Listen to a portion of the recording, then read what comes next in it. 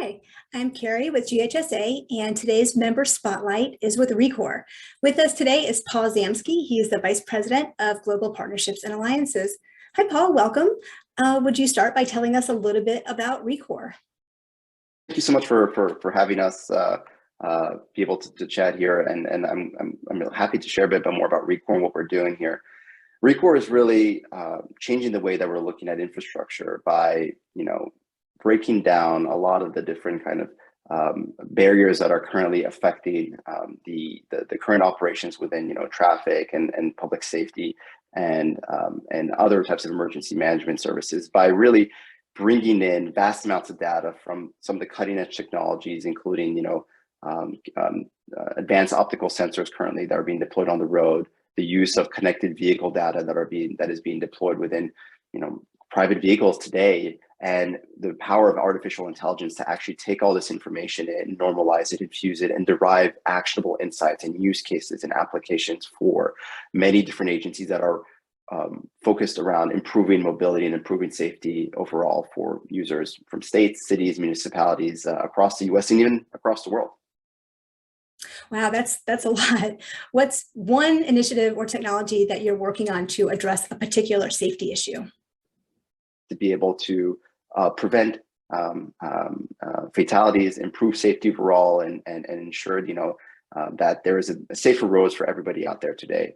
So one of the main focuses that we really are looking to do is be able to really use the power of the data that we're getting from many vast amounts of sources, with a big focus on connected vehicle data, to actually be able to detect incidents as quickly as possible. So when you think about it, the butterfly effect that is happening when you are able to make a small change in being able to detect and respond and clear an incident as quickly as possible is significant.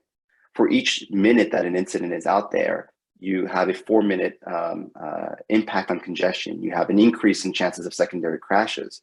So what we want to do is use the power of the technology we have today, and more precisely the connected vehicle data and AI, to detect an incident before people even call 911, detect more incidents on the roadway, use this data to not have to worry that the person coming out of the vehicle needs to be able to, in a discombobulated situation, try to coordinate with law enforcement and say, I had a crash, I'm at this location, and in the meanwhile, there's cars barreling down the freeway. We want to get this information to the right users in the most effective way possible to get them off the road and get the emergency services to be able there as quickly as possible to clear out and make sure that people are taken to where they need to be, and make sure that traffic is renewed back to normal as quickly as possible. Wow, that's really impressive. What's one thing you would like state highway safety offices to know about Rekor? I think the big part about what we're doing here is that we are cutting edge, and it is something that is new. It is an interesting new industry to explore, and we're really trying to shake it up and try to find new ways to help move from the status quo. Obviously, we know that there are more and more fatalities on the roadway, and it's important for us and as a whole industry to think about how we can go ahead and make changes to rattle the cage of saying, how do we make actionable take actions that will really have an impact. I think one of the important parts about Rekor is that there's actually demonstrated value, and that we've actually done significant work out there to be able to show that this technology has a seat at the table to actually make these changes out there. The results that we've seen over the last 4 to 5 years have been tremendous. Just talking about the incident detection aspect, by using connected vehicle data, we can detect incidents 9 to 10 minutes faster than a 911 call. That's 36 minutes of congestion that we can then reduce per incident. That is faster, getting people faster off of the roads. That's an impact not only on safety, on congestion, but also an impact on emissions and the effect that will have on climate change. There's a lot of results over there, but not only detecting them faster, it's detecting more incidents, things that we would not expect to people be calling into 911. Think about as a object on the road, a pothole, something that as a driver on the roadway, it's important for you to be aware of and take that out and get that to the agencies in the real time. But not only that, we've also tried to shift from a reactive to proactive approach using the power of AI and data. When you think about, what we are doing today, we're really running after an incident and almost trying to plug the holes in the dam by saying there's an incident, let's get to this location as quickly as possible.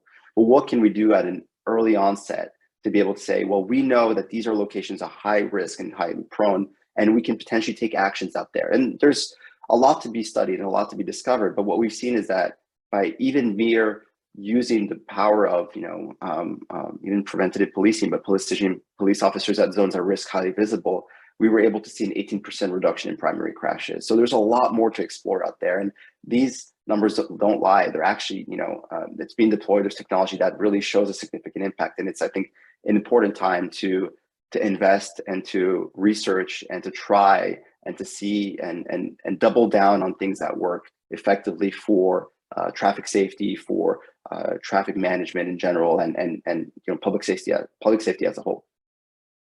Well, thank you very much, Paul. That was really informative. And I want to thank you for being an associate member. We're really glad that Rekor is on board.